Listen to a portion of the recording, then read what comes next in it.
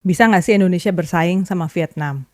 Kenapa saya tanya pertanyaan ini? Soalnya gini nih, Vietnam kan pemimpin tertingginya baru aja datang berkunjung ke Indonesia.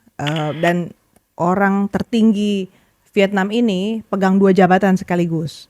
Artinya bukan sembarang orang nih ya, dia menduduki jabatan Sekjen, Sekretaris Jenderal, sekaligus Presiden dari Partai Komunis Vietnam. Dan menghampiri Presiden Prabowo, datang bertandang ke Presiden Prabowo, membuat satu kerjasama komprehensif strategic partnership. Naik nih status hubungan bilateral Indonesia sama Vietnam dari yang awalnya cuma strategik sekarang jadi komprehensif strategik. Tapi bukan di situ sebenarnya poinnya. Tapi apa yang ditawarkan sama si Vietnam ya buat Indonesia dalam kunjungannya kali ini. Saya mau bahas lebih dalam soalnya konteks Vietnam penting dan mungkin yang orang nggak sadar dan kita pikir cuma sekedar Vietnam gitu datang ke Indonesia. Jangan dipandang sebelah mata loh. Vietnam ini luar biasa perkembangannya dan strateginya. Itu yang saya mau angkat. Pengen tahu dong? Kita kupas ya. Oke, gini awal mulanya. Pemerintah Vietnam itu pengen punya target pertumbuhan yang cepat supaya tahun 2045 rupanya sama seperti Indonesia. Mereka menganggap 2045 tuh target tertinggi mereka harus jadi negara industri maju.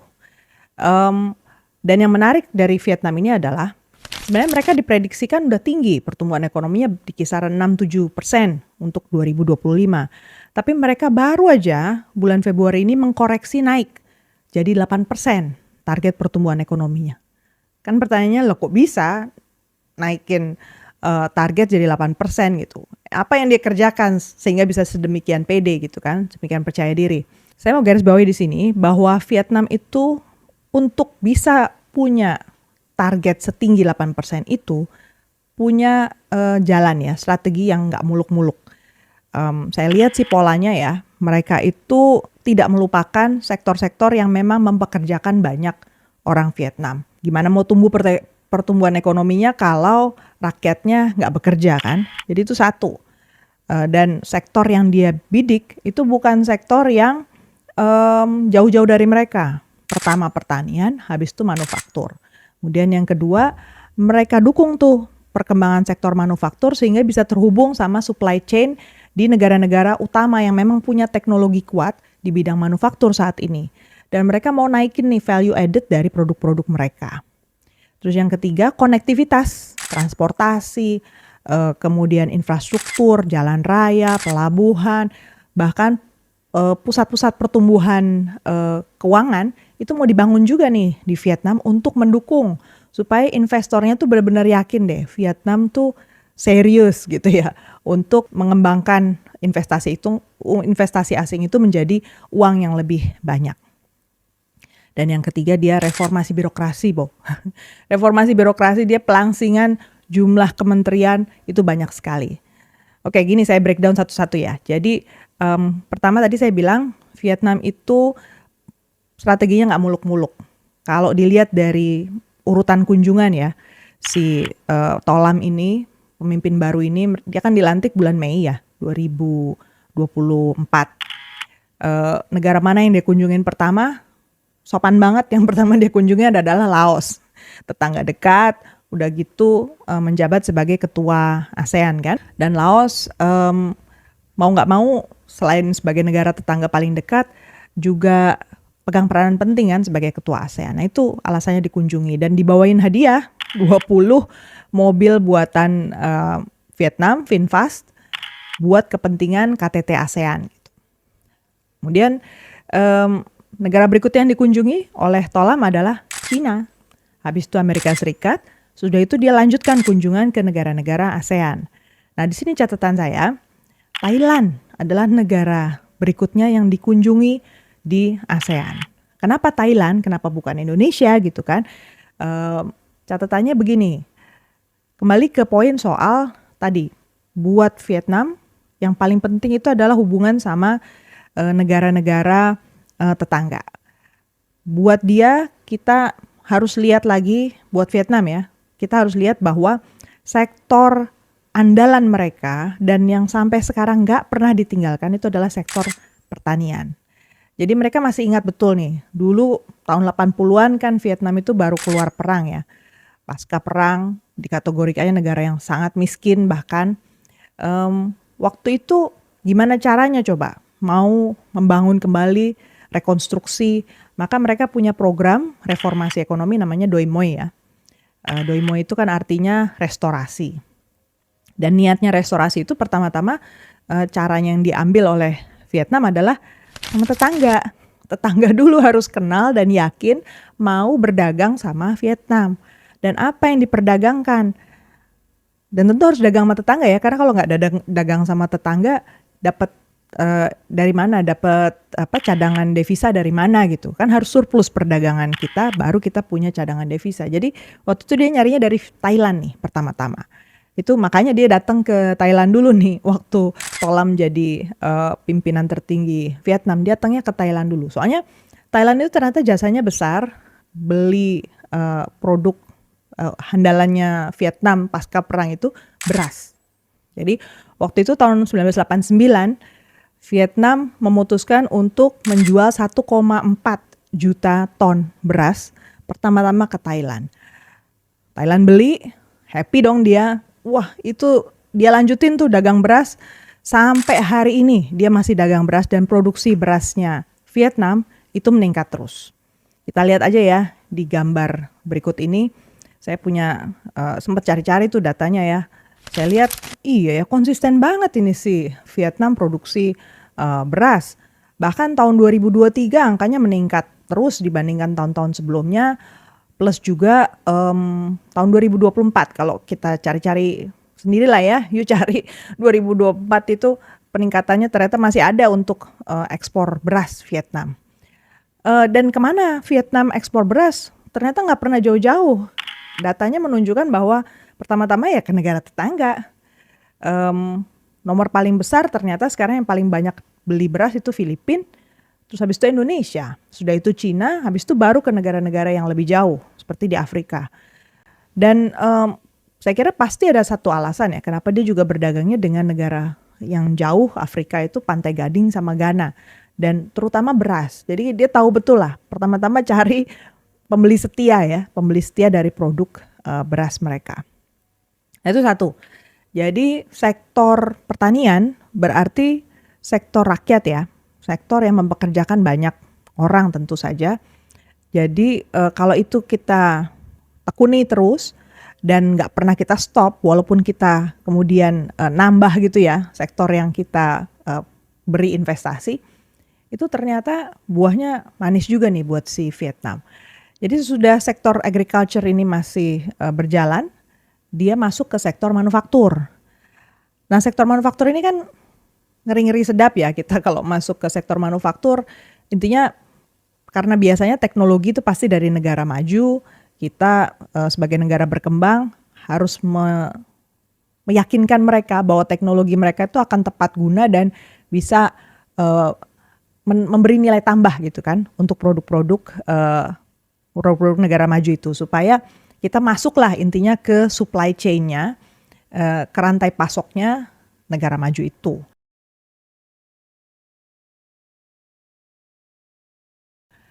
Nah strateginya Vietnam apa? Pertama, dia membiasakan diri dulu dengan pergaulan internasional soal perdagangan bebas. Sebelumnya Vietnam itu kan fokusnya ke import substitusi industri. Artinya dia punya pabrik sih, cuman pabriknya itu dikelola oleh BUMN-BUMN mereka dan untuk konsumsi di dalam negeri aja. Tapi kan mereka tahu ya kalau orang konsumsi dalam negeri tadi tidak menghasilkan cadangan devisa. Jadi mau nggak mau dia mesti buka diri nih. Tapi buka diri mau dagang sama siapa kan? Jadi dia masuk pertama-tama sama ASEAN. Dia ikut di ASEAN Free Trade Area tahun 1995. Nah dengan dia masuk ke ASEAN Free Trade Area, dia kemudian punya bekal lebih untuk masuk ke World Trade Organization.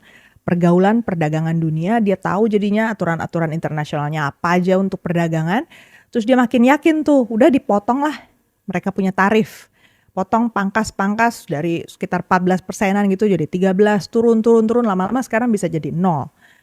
Dan gara-gara kredibilitas itu di ASEAN maupun di WTO, si Vietnam ini kemudian disambut dengan baik oleh dua mitra besar untuk sektor manufaktur, Amerika Serikat sama Uni Eropa.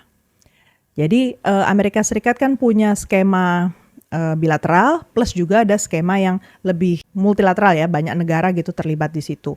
Amerika Serikat punya CPTPP, Comprehensive and Progressive Agreement for Trans-Pacific Partnership. Si Vietnam itu join tahun 2018. Kemudian untuk Uni Eropa ada EU Vietnam Free Trade Agreement. Waktu itu tahun 2020. Jadi spesifik banget nih, dia masuknya ke memang negara yang punya atau dikenal dunia lah dengan rantai pasoknya.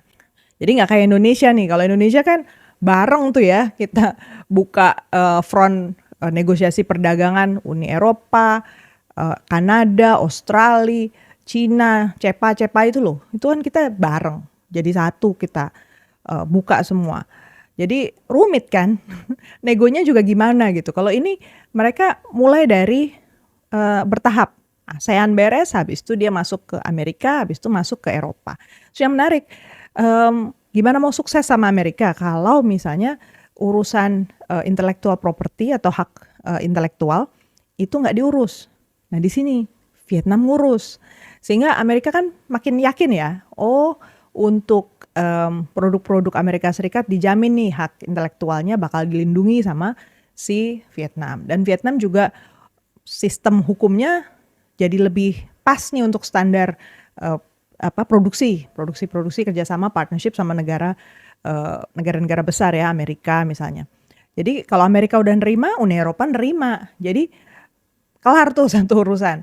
Kemudian yang kedua hubungan industrial, karena mau nggak mau tenaga kerja asing kan bakal masuk tuh ke Vietnam. Entah jadi ahlinya, entah jadi konsultannya gitu kan, dari Amerika, dari Eropa. Jadi mau nggak mau mesti ada pembaruan ya hubungan industrialnya. Dari segi hubungan industrial sebenarnya Vietnam itu masih lamban ya untuk mengikuti standar Perserikatan Bangsa-Bangsa.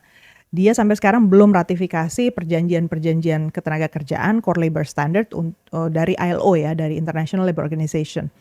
Tapi si Vietnam ini nggak habis pikir gimana caranya supaya tetap bisa meyakinkan para investor asing terutama dari barat ya bahwa urusan yang terkait sama ketenagakerjaan itu bakal dilindungi. Jadi tahun 2021 Vietnam itu melahirkan undang-undang ketenagakerjaan baru. Di mana di situ dijamin hak untuk membentuk organisasi buruh independen. Awalnya kan di Vietnam cuma ada satu serikat buruh itu, Konfederasi Serikat Pekerja Vietnam. Nah sekarang udah bisa tuh bikin alternatif. Nah ini berarti jadi satu bukti ya bahwa Vietnam walaupun belum ikut standar PBB, mereka siap untuk masuk ke rezim human rights, rezim hak asasi manusia yang digadang-gadang sama Amerika Serikat dan Uni Eropa. Lanjut ya ke reformasi di bidang tata kelola pemerintahan.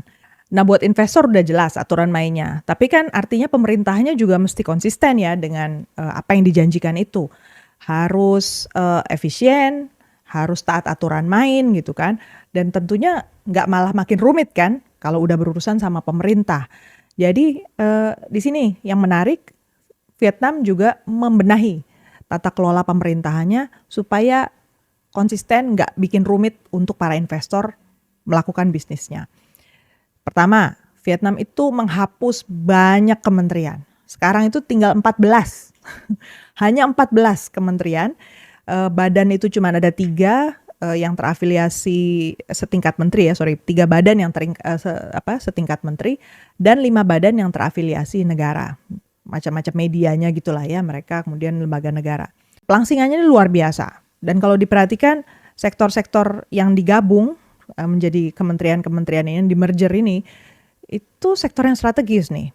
Misalnya saya ambil contoh nih ya, Kementerian Perencanaan dan Investasi. Wih, gimana nggak penting? Supaya lebih cepat ngurus segala macam, sekarang Kementerian Perencanaan dan Investasi digabung sama Kementerian Keuangan. Saya bayangin mungkin maksudnya supaya kalau urusan investasi, duitnya butuh keluar masuk, pajak segala macam udah di satu tempat aja. Nggak ada cerita pindah ke kementerian lain. Itu logika pertama ya. Kemudian yang kedua, Kalau bisnis itu kan butuh infrastruktur ya, prasarana gitu kan. Vietnam itu menggabungkan Kementerian Konstruksi, Kementerian Transportasi jadi satu, sekalian. Jadi bukan cuman kendaraannya ada, tapi sekaligus jalannya juga udah siap. Terus yang ketiga, urusan pertanian. Pertanian juga dibenahi nih, kaitannya sama pedesaan. Dan di sini digabungkannya dengan lingkungan hidup. Jadi nomenklaturnya sekarang Kementerian Pertanian dan Lingkungan Hidup. Saya kira karena ini targetnya tadi, Vietnam itu juga ingin mencapai net zero emission ya di tahun 2050. Jadi pembangunan sektor pertanian harus selaras sama pembangunan pedesaan supaya konsisten gitu. Nanti deh bagian yang ini saya tambahin poin tambahan. Tapi lanjut dulu ke Kementerian Informasi dan Komunikasi. Itu di merger sama Kementerian Sains dan Teknologi. Menarik kan? Saya kira sih ini konsisten dengan visinya si Vietnam untuk meyakinkan para investor, terutama negara-negara ASEAN yang diajak kerjasama soal AI, Indonesia termasuk, Singapura termasuk, untuk mengembangkan sains dan teknologi. Jadi makin kuat nih ya, komunikasinya pun udahlah pakai AI aja gitu kan, pakai teknologi yang terkini. Kemudian yang terakhir, nah ini nggak kalah penting nih, Kementerian Ketenagakerjaan dan Disabilitas di-merger sama Kementerian Sosial dan Kementerian Dalam Negeri. Widih, ini luar biasa sekali ya keberaniannya untuk menggabungkan nomenklatur kementerian. Berarti kan ujungnya jadi Kementerian Dalam Negeri nih, by the way. Berarti kan urusan manusia-manusia populasi di Vietnam itu sekalian, mau dia disabilitas, dia membutuhkan, dia tenaga kerja, sekalian aja tuh dokumen, urusan-urusan aturannya ditaruh di satu tempat di Kementerian Dalam Negeri. Jadi intinya kalau soal tata kelola pemerintahan yang dibenahi, Vietnam berarti jauh lebih maju ya dibandingkan Indonesia. Lanjut nih ya ke legislatif mereka.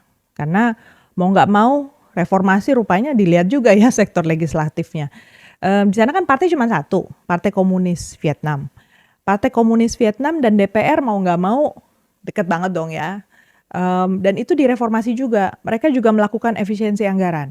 Dengan cara apa? Mereka nutup sejumlah lembaga yang melekat di Partai Komunis maupun di parlemen mereka. Media mereka tuh ditutup. Jadi sekarang media pemerintah itu cuma ada 3. Adanya cuma Vietnam Television, si VTV, kemudian Radio Voice of Vietnam, VOV, sama Vietnam News Agency. Nah untuk urusan legislatif ini gimana menurut kalian? Indonesia bisa nggak nyontoh Vietnam? Mungkin logika pertamanya susah ya, karena mereka kan cuma satu partai, kita ada multi partai. Tapi ya intinya itu adalah kalau kita bicara soal reformasi, legislatif ya, lembaga legislatif juga nggak boleh dilupakan tuh. Investor ternyata ngelihat juga ke arah sana. Kasih ya kolom komen. Terus yang berikutnya, soal percepatan pembangunan infrastruktur. Yang saya perhatikan jadi komitmen besar nih berarti dari pemerintah Vietnam itu adalah untuk menghubungkan kota-kota besar di Vietnam supaya bukan cuman terhubung di dalam negeri, tapi bahkan sampai ke luar negeri. Jadi langsung ke klien gitu. Jadi pemerintah Vietnam ini lagi meningkatkan kerjasama dengan Cina. Dia bakal bikin 17 jalur kereta yang bertahap bakal difungsikan nanti di tahun 2035. Kurasa sebelum itu juga pasti udah jalan ya. Ini menghubungkan kota Hanoi sama kota Ho Chi Minh. Bayangin dari Hanoi ke Ho Chi Minh dan itu lanjut bisa sampai ke Kunming di Cina. Berarti biaya logistik untuk Vietnam ekspor ke Cina akan jauh lebih murah daripada kalau Indonesia yang ekspor ke Cina. Gimana tuh kita ngatasinya? Selanjutnya, tadi kan udah sempat saya singgung ya, ada Kementerian Agriculture, Pertanian, yang digabung sama Kementerian Lingkungan Hidup. Nah ini kaitannya sama energi. Jadi kalau kita mau ngundang investor asing masuk nih, ternyata nggak bisa cuma stop sampai bikin zona ekonomi, kemudian perbaiki regulasi, terus perbaiki logistik gitu ya. Ini satu lagi, energi. Karena targetnya si Vietnam 2050 mereka itu zero emission. udah nggak ada emisi lagi, jadi nggak merusak bumi. Jadi target bauran energi mereka di tahun 2030 itu 27%. Artinya itu luar biasa ambisius ya. Tapi caranya itu yang menarik buat kita lihat. Mereka udah bergerak bikin pembangkit listrik tenaga nuklir di salah satu provinsi mereka, Provinsi Ninh Thuan. 2031 dia akan beroperasi. Kemudian dia bekerja sama dengan tadi dalam kunjungan ke negara-negara ASEAN, mencari tahu negara mana yang bisa diajak kerjasama untuk bikin lebih banyak penggunaan energi terbarukan. Singapura tuh yang menyambut bakal kerjasama soal solar ya, soal panel surya, kemudian sama wind, turbin angin ya. Artinya ambisinya Vietnam untuk menjadi energi hijau dan juga bebas emisi itu lebih ambisius loh daripada Indonesia. 2050 target mereka udah zero emission. Sementara kita Indonesia 2060 kan masih jauh gitu. Nah, saya mau sambung sekarang dengan satu dimensi lain ya, Trump, Donald Trump. Kan nggak mungkin kita ngomongin era masa kini gitu ya, mau maju seperti apapun tanpa kita mikirin si faktor Amerika Serikat yang lagi dipimpin oleh Donald Trump. Vietnam itu ternyata ada pusing kepalanya juga sih sebenarnya sama Donald Trump, karena mereka kan surplus perekonomiannya sama Amerika Serikat.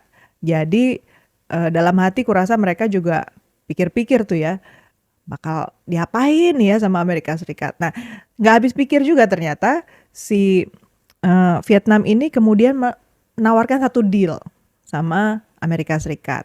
Dealnya apa?